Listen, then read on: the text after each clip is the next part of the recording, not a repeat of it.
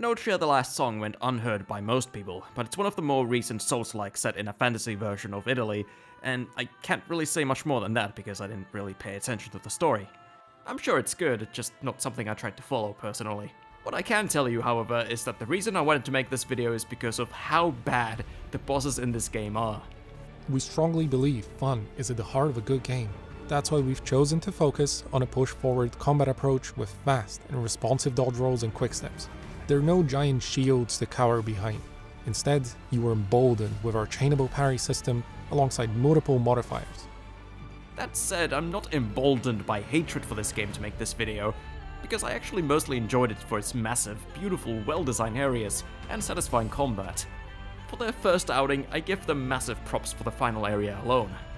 But they missed the mark so horrendously on the boss design that I think it would be interesting to take a look at it. The game was released a while ago and has undergone a lot of changes in that time, so if you played it on release, keep in mind your experience could have been different than what I was offered. As always, I will rank the bosses in tiers, going up from awful, bad, mediocre, decent, good, great, and amazing. Equivalent to F to S tier basically, but, well, I can't really promise much of the top ranking spots here.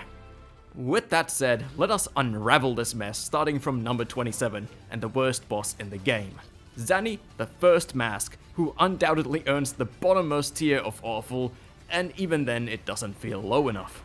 This is a colossal failure on just about every front. The design is hideous, it's like an upscaled version of those crawling enemies seen everywhere in the game, but now there's another one inside its mouth. You can see why they mostly stick to purely humanoid designs. This ain't it. Of course, beauty is in the eye of the beholder, and maybe you disagree with me on this. But surely no one in the world will disagree when I say the animation work here is subpar at best. They are our proudest achievement. He doesn't so much crawl as he does slide on the ground and statically turn around like a turret on an axle. That is, if he doesn't just instantly snap to face you or jerk around. His awkward movement also makes it really hard to tell when he's just spurging out and when he's actually charging up an attack. And some of his attacks start pretty much immediately, so you kinda have to always be prepared to respond the moment he makes any movement. So that doesn't really work. Visibility not on your side either, since the target point is his stomach, but attacks can come from his upper second torso, or a raised up arm that has several different variations of. So again, visibility would be kinda neat to have here. The safest and least awkward way to fight him is to stay away. Push-forward combat approach. But that ends up dragging the fight out to absurd lengths, so it's better to just stick to his stomach and hope the most you take is chip damage from his armpits. Sticking to his butt would also be nice if it wasn't for the awful hitboxes that don't really care where you are. Also, the best, most rewarding damage in the game comes from the riposte, the unraveling system. So it sure would be unfortunate if something got in the way of that. Like the unraveling input point being hard to find. Seriously, it's supposed to be in his mouth face, but it's either inconsistent or very fucking precise. Or worse yet, you break his posture, but he just ignores it and resets it. We strongly believe fun is at the heart of a good game. This already probably paints a pretty bad picture, right? But I haven't even talked about the worst part yet. And that would be the iframe and parry ignoring this boss does. Before you say skill issue, because I know that's what it sounds like, I have extensively looked into this to make sure I'm not imagining it. I did the boss 3 times, twice on PC with an earlier patch, and once on PS5 with the latest patch. And don't worry, I only paid for the game once. And sure enough, you can see me expend stamina here mere frames before impact to parry, and I still take full damage. There are attacks in Enotria you can parry but still take chip damage from. What type of attacks those are depends on the parry gem you're using. But the damage I take here isn't chip damage, so what the fuck is going on? And why does this arm swipe have 2 separate hitboxes? How can you fuck up such a simple, basic, boring boss fight so thoroughly? It's honestly more impressive than if they had done just a lame standard boss fight. Foolproof design. A lot of the bad qualities of Zanni will echo through the rest of the game, but this is by far the worst mix of all of them. One of the worst bosses I have ever seen. So when I say number 26, Lumberjack, is much better, trust me, it's still not saying a whole lot. This is a standard enemy seen all throughout the game, but now he has a boss health bar. It's a pretty worthless moveset, but the animations at least mostly work, and they don't ignore iframes as far as I know. The only big change from the normal variants is that he can at a dice roll use a full heal at low health, resetting the fight for no reason. You basically lost all that progress, and it's not much different from having just died to the boss. But why? Usually you do a punishment like that when the player did something wrong. This is just based on fucking luck. And I don't want to gamble with such a boring ass fight. And what does the player gain from fighting this guy as a boss in this part of the game? You can already fight a scaled up version of the Lumberjack in the very first area. This is basically the same fight, except he can heal. Thanks. Number 25, Sunken Colossus. As the wise John Enotria said, Gone is the passive waiting for long enemy attack chains to be over. Instead, we have a guy who shit his pants and does one slow attack at a time that can be avoided by simply taking a couple steps back. You truly have solved the issue of long combos, Jammer games.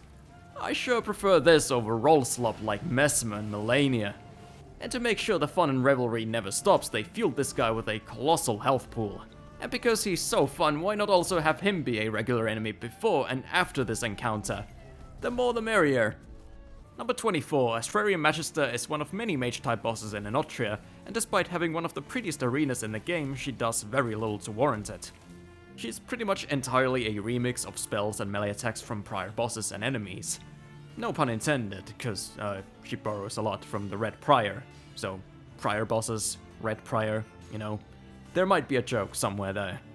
There's an okay enemy somewhere here too, but it's hard to appreciate any of it when her only new attack is an annoying spam move she can loop indefinitely and overlap with other spells.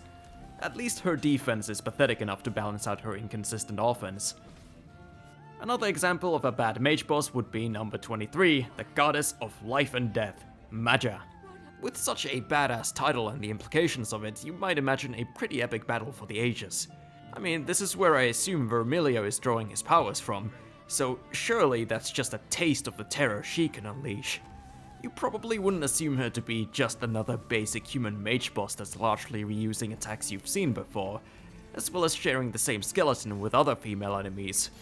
But it's Enotria, so of course she is. She is a goddess in name only. You could fool me into thinking she's a stand-in mob otherwise. It's fucking pathetic. Sure, she does have one attack that I'm pretty sure is undodgeable, but she only does it once in a blue moon, and it doesn't exactly help her case of not being bad. The rest is either annoying, boring, or familiar. I said at the start I wasn't focusing on the story, and it's more of a me thing than the game's fault, but at the same time, when you present the gods of your world like this, it doesn't make me wanna learn more. If this is what it takes to be a god in this world, then her subjects must be lower than worms. And sure enough, High Priestess of Veltha, another god, is indeed worm tier. And it's once more a spellcaster boss.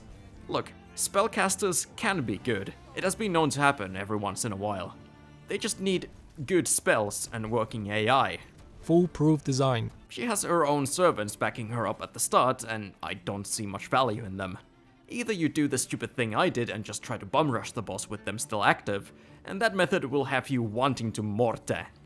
Or you just hide behind a pillar, wait for them to teleport to you, dispatch them, and then that's it for their involvement. I think they could have done a lot better with them. For example, having them only appear to do specific attacks.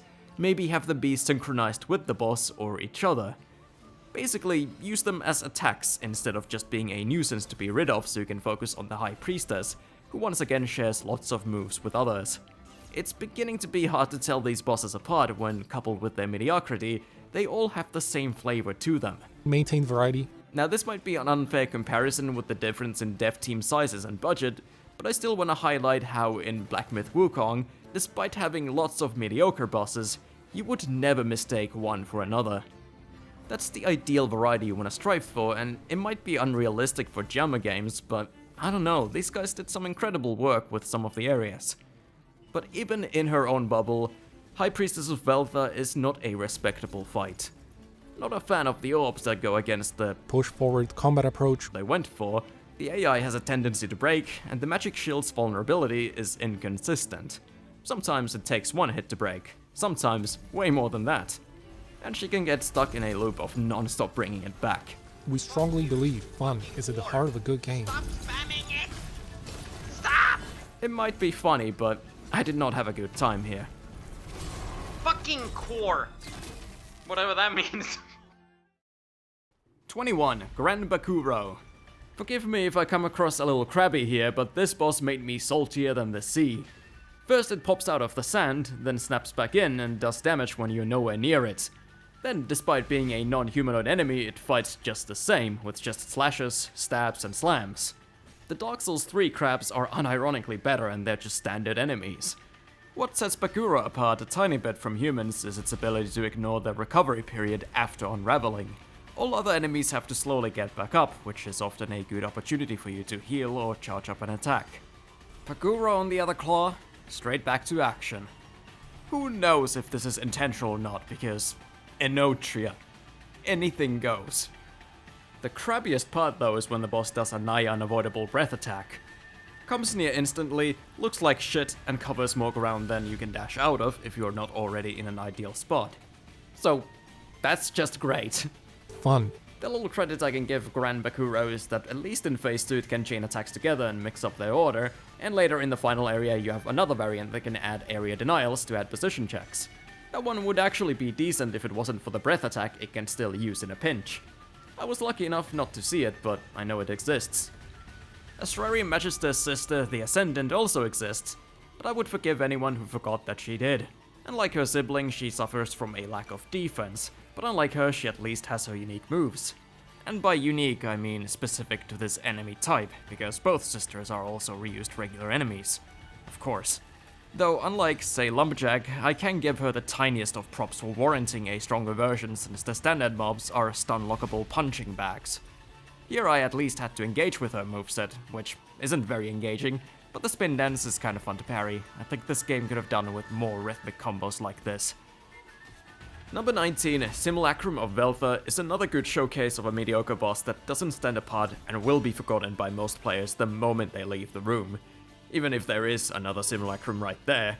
But after that, trust me, you'll forget it. I can't say much is wrong with this fight, it's just very basic and lame.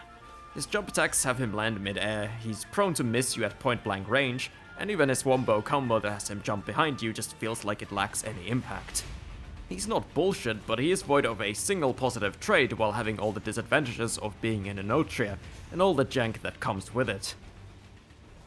18. Moretta the Hidden, Pernicious Blade of the End is a mischievous swordswoman who stalks you through the streets of Litumnia, each time deploying more and more devious tricks, and also each time becoming a worse boss. The first encounter, albeit very bare bones, at least has some decently fun combos to deflect, until you realize how poor her forward momentum on them is, so you could just back away until she's done. But if you choose to play fair, it's not too bad. Not the worst animations on her attacks, even if they do feel a little slow motion-y, but the sidestepping leaves much to be desired. I do appreciate a movement heavy fight though, and a boss repositioning him or herself is important, so I will give her props for that. Second time around she starts using more annoying poison spells, but at least she isn't too spammy with them. Yet. And I don't know if she took a really bad hit in the head from the last encounter, but her AI isn't doing too well in this one. But if that was it for her, I think she would be a solid mediocre tier boss. What lowers her to bad is the third base of our brief relationship. Now she coats her blade in poison, making sure you really do just back away instead of risking parrying her. Gone is the passive waiting for long enemy attack chains to be over. Push forward, push forward, push forward. And worse yet, she gets really fucking obnoxious with that poison shit. She will not take a break from throwing it in your face while jankily running around, and it's another mechanic that's best dealt with at range to give you more time to dodge. I'm sure there's lots of cheese methods around her. Bring some, yeah, bring some, give him an ancient vessel. But if you want a fun method of fighting her, I think they'll have to take her back to the drawing board. Number 17 is the Ingenium Engineer. They truly have engineered an ingenious foe here by taking a regular enemy, giving her more poise, and calling it a boss. Like in the case of the Astrarium Ascendant, I at least finally got to see what these enemies do, since I would otherwise just stunlock them to death. Turns out what they do is repurposed moves. They are our proudest achievement. Didn't hate it, nothing mechanically bad occurred, and I enjoyed just about any gameplay in Litumnia. Except for this one section. Fuck that place with the spider automatons. But I can't see what would elevate her beyond other bosses I've criticized for their laziness and lack of originality. And continuing with the theme of recycling, at number 16 we've got Baldovino, which is Italian for Asmongold. The biggest crime of this boss is how it manages to be so much worse than the regular enemy variants of it, who I kinda like. That or the damage. Probably the damage. Being able to nearly one-shot on top of poisoning you is a bit of an overkill, and each time you die you have to call an elevator back up, then go back down because they don't let you send it back up ahead of time without you coming with it. Skill issue on my part for getting hit, but personally I don't think the margin for error should be where it's at here. I can't fault this one too much for janky animations because it's an automaton, it's meant to be that way, and I like how he can kinda feint you by dashing at you as well as holding up his blade in the air forever before bringing it back down with force. It's a good reaction check. That said, his poison blade encourages dodging over deflecting, and the damage and the occasional shitboxes encourages passivity over well-timed dodges, so those feints and tricks end up better served with the non-boss versions. But with that said, let us push forward to the mediocre tier at long last. Jesus, that was like half of the game's bosses. Our first mediocre entity is number 15, the Huntress of Veltha. Another Veltha simp. I'm sure this is all building up to a climactic duel. Which this one is not. It's a combination of all the Dragonborn ladies, both with long swords and bows. This one uses both, sword in phase 1, bow in phase 2. Sword is decent, it works, even if it doesn't thrill. Has a couple combo mix-ups, even if I never noticed them during gameplay. Bow is pretty bad though. Considering this is not a melee weapon, she has to constantly disengage and back away. And can you guess what that will lead to in a very confined space? That's right, she'll just end up in a corner with nowhere to go, and the borders of the arena prevent her arrows from being loosed. It's a teeny bit funny, and that's about all I got out of this. But I'll give her a tiny bit of credit for being a combination of two enemies instead of just a buffed up one. Number 14 is the Revenge of the Sunken Colossus, this time equipped with the power of fatuo, which partially solves the issue of the earlier iteration. Now just backing away doesn't work, you have to jump or dodge. Now are these attacks fun to jump or dodge? Not really, still a slog of a fight. But I would be a hypocrite if I didn't acknowledge that this is a straight upgrade on what used to be. Plus he has at least one new attack, and this one isn't a reuse. But you know what is a reuse? The Spaventa Gatekeepers. On top of stealing from lots of other enemies, there are 4 of these guys, so you'll likely get tired of whatever new they bring to the table anyway. They come in 4 elements: poison, vis, gratia, and fatuo. Poison sucks and, like Baldovino, does absurd damage. This is the first one of its kind too, so it's a harsh teacher. What you're asked to adjust to here is just how delayed each swing is. You'll have to pretty much reprogram your brain to fight your reflexes, not helped by some of the same combo starters having previously been used with faster follow-ups.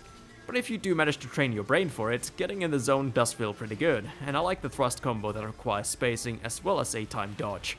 Or rather, I liked it until every other enemy started using it. The Vis Gatekeeper is less damaging, but much worse in its placement, requiring you to clear out the surrounding enemies if you wish to duel him undisturbed. The third Gratia Gatekeeper introduces a new attack, but he didn't feel like using it in my footage of fighting him, that fucker. The Fatuo Keeper has it, and then some, but I won't be talking about him yet since I think he warrants his own spot further in the ranking. The rest of them are okay, I'm just so sick of fighting them, and that damn music that goes la la la la la la la la la is going to turn me insane.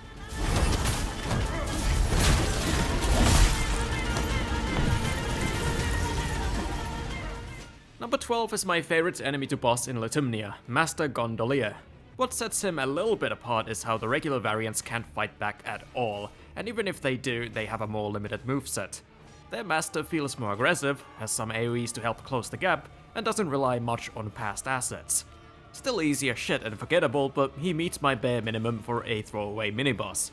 I would expect a little more from a major boss, such as Pantalone and Balanzone, who serve as the climactic finale to Litumnia.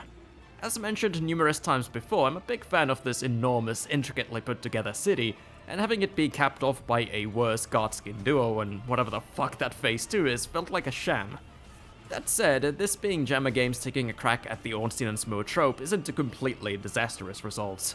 It's established in the intro cutscene as well as their dialogue that they have quite the rivalry going on, so it provides a story reason for them to be able to damage each other in their attempts to get you, instead of being something to laugh at the game for. It also provides more unique strategy potentials with you being able to purposely get them to hit one another and cancel their attacks. However, I don't feel there's much in the way of options.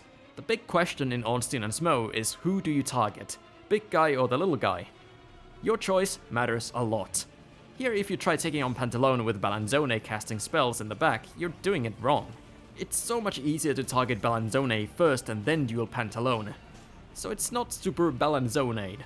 It's decently enjoyable to do this at least, but my main appreciation is for the standalone Pantalone. He's genuinely pretty good.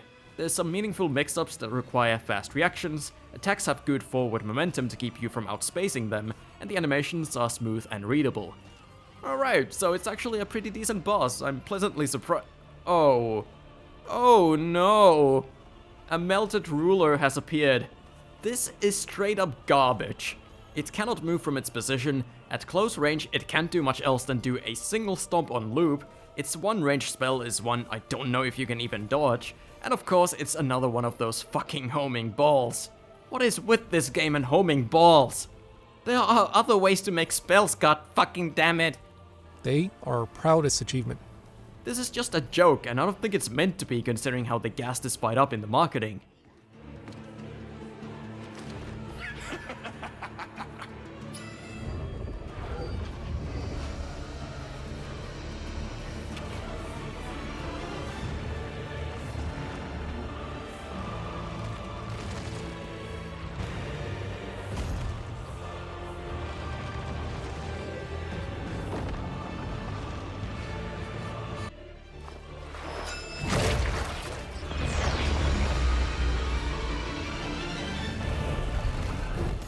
A decent first phase is the only thing preventing this from cozying up with Zanni in the awful territory.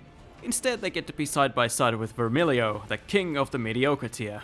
Considering he's the first boss to be using spells, I can't fault him for their later reuses, and at times I even slightly enjoyed them here with delayed position-based dodging being required for the phase beam, and even the homing ball sometimes creating cool moments of more complex dodging. Him denying melee axes with the giant fatuo pillars also helps giving him a turn to use them, as well as obscuring what he's doing, but not to the point that it leads to unavoidable damage. You just have to pay closer attention. He has a very simple melee moveset, but it serves as good parry practice for the early hours of the game. Also, colors look pretty neat with not just the spells, but the red and blue lighting in the room. So there's some positives, but usually the good spell combination only occurs once per fight at most. Other spells on their own and the melee slop doesn't quite cut it for decent tier. Before we continue, I should mention that I kinda forgot to include the Force of Change here, and I don't think Dementia is the only reason why. He's not bad, he's okay as far as practice goes, but he will not force me to change my ranking for him. Number 9, the last Breach Defender, who is absolutely not the last of them, is our first mediocre tier refugee. He did not get granted access for his originality or presentation, both of which are about what you'd expect at this point, but because I just like fighting him.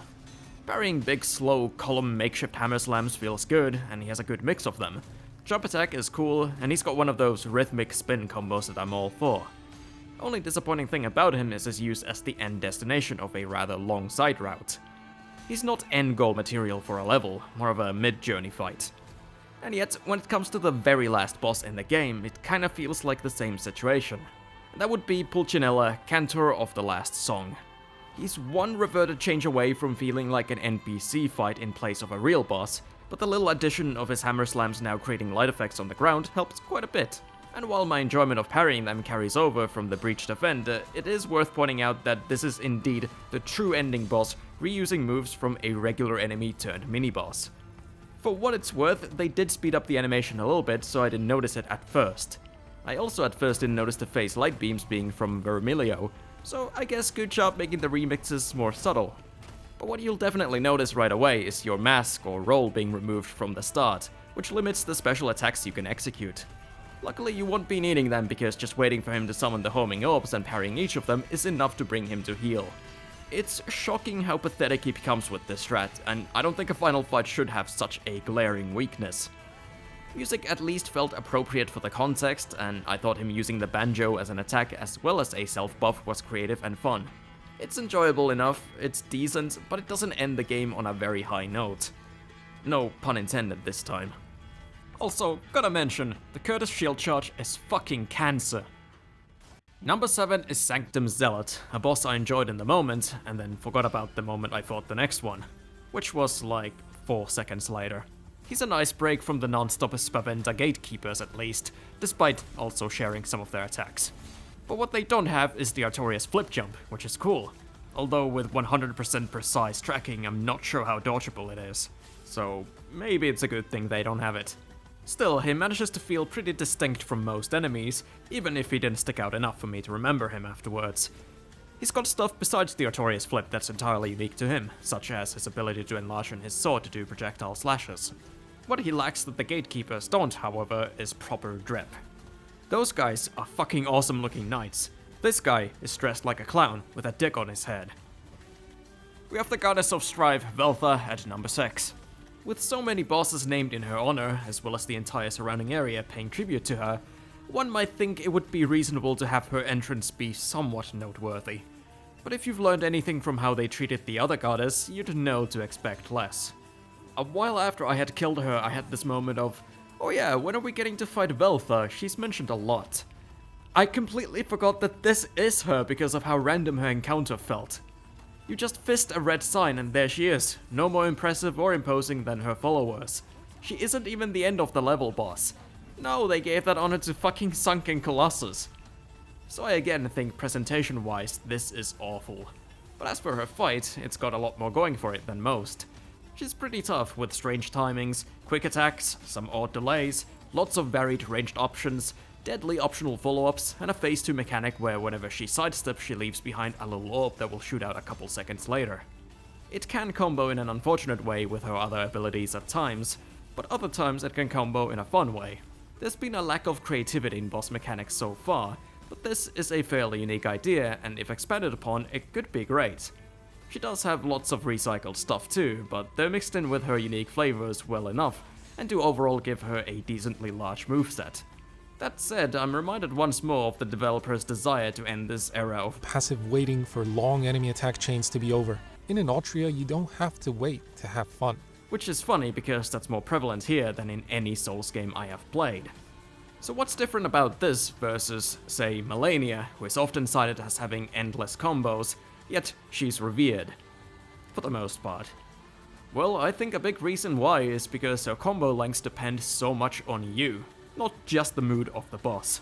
You can find lots of openings where hitting her staggers her out of action, plus she has lots of mix-ups so you never really know what the combo is going to be when she starts it, and they can be modified based on your distance, so simply backing away from her won't solve your problems.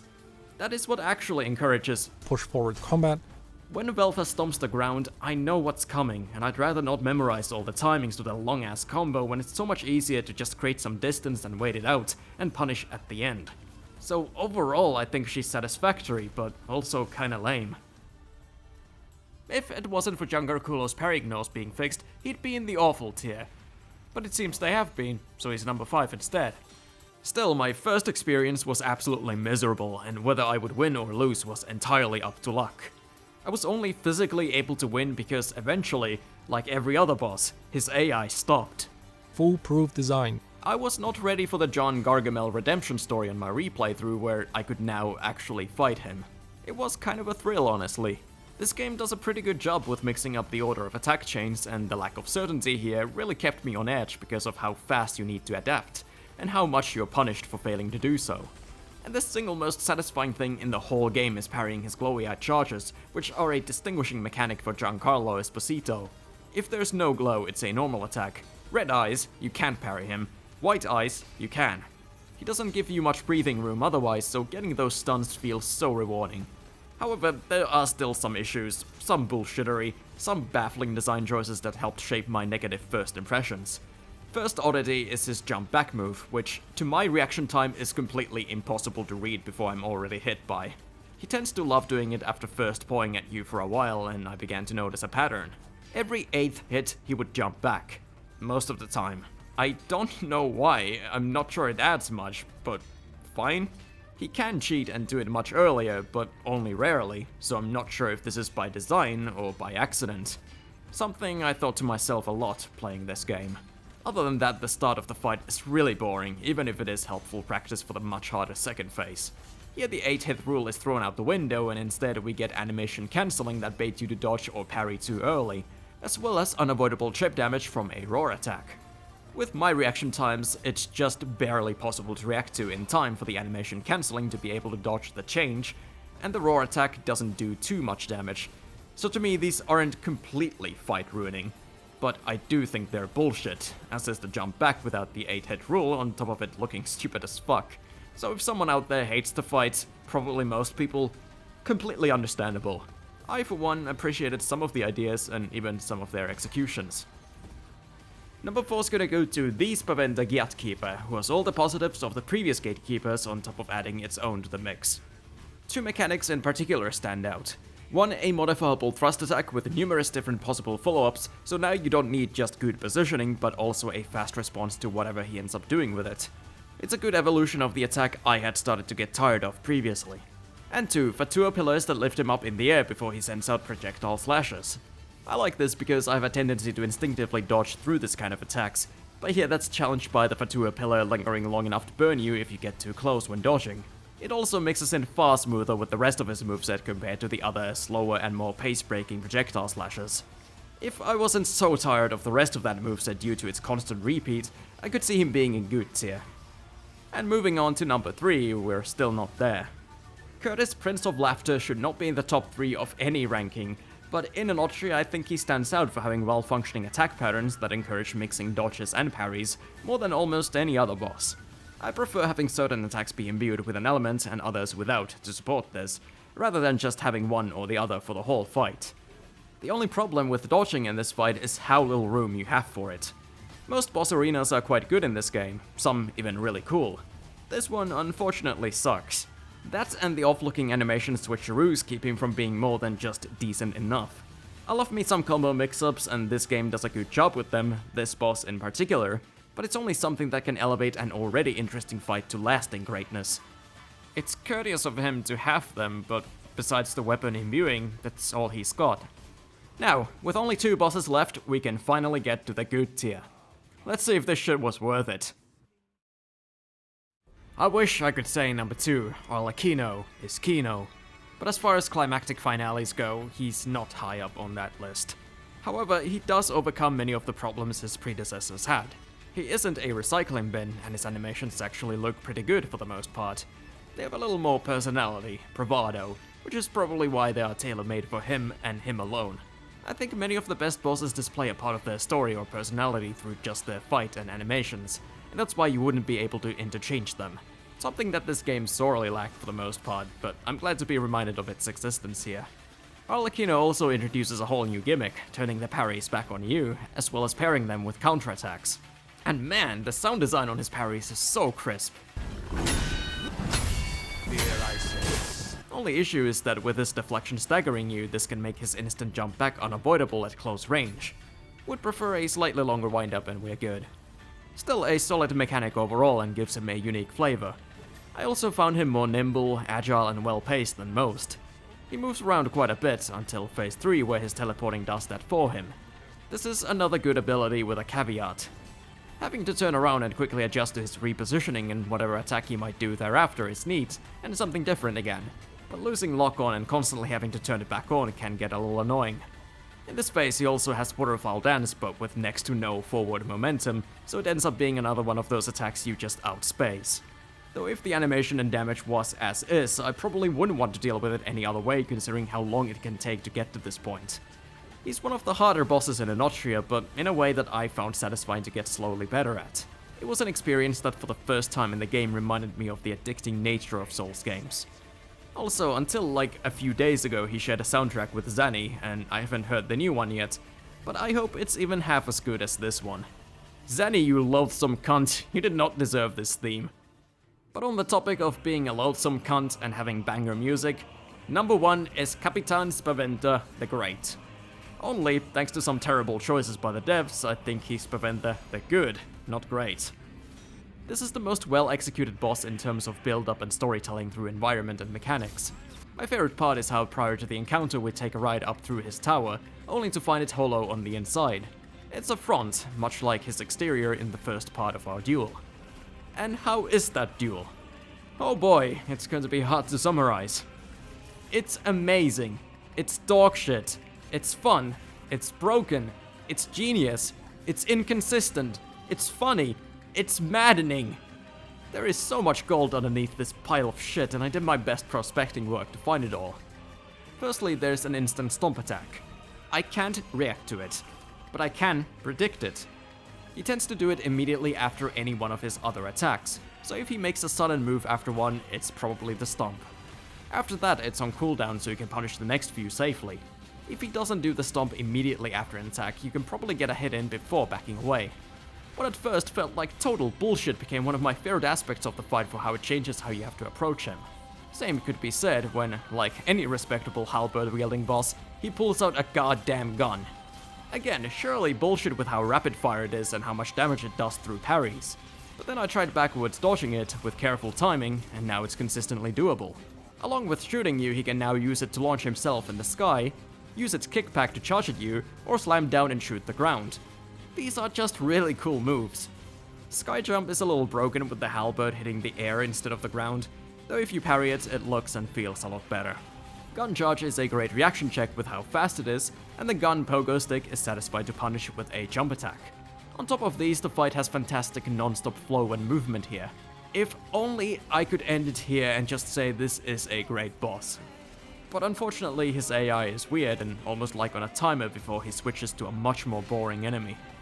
Every few fights or so he stops using his gun attacks minus the pogo stick and moves around much less. And the only way to get him to snap back to normal is to quit the game and load back.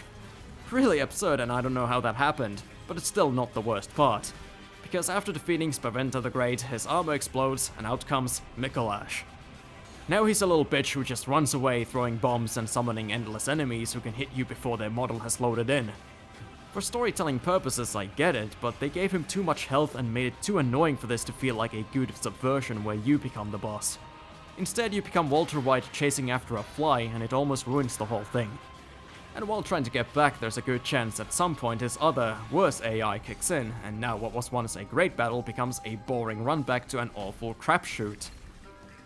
If you use Harmonia Saps, a plentifully available item that lets you leech health from enemies, you'll definitely outlast him.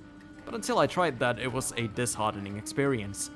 I still weigh the positives with the negatives and with the highs that Phase 1 can reach, as well as how memorable the whole setup and payoff was, I can't imagine giving the number 1 spot to anyone else. I don't know if they've reworked him at all in the latest patch, I don't believe they have, but I sincerely hope they do in the future because they have something special here. At his best behavior, Spaventa is a boss with a very unique demand on the player's approach, great pacing, flow, personality, coolness factor, mobility, and amazing music. If they iron him out and make more stuff like this in the future, I'd be fully on board. As is, boss quality is really not up to par. With so many of them melding together through constant animation reuse, jankiness in said animations, lack of memorable presentation, and broken AI. Like so fucking broken almost every boss at some point stopped functioning. Still, with great, satisfying combat that's made all the better now with the recent update adding new moves to a ton of weapons and the areas being mostly a blast, I do think it's a decent game and would recommend giving it a try if bosses aren't the main draw for you. As for me, I believe I have sung my last song for the day.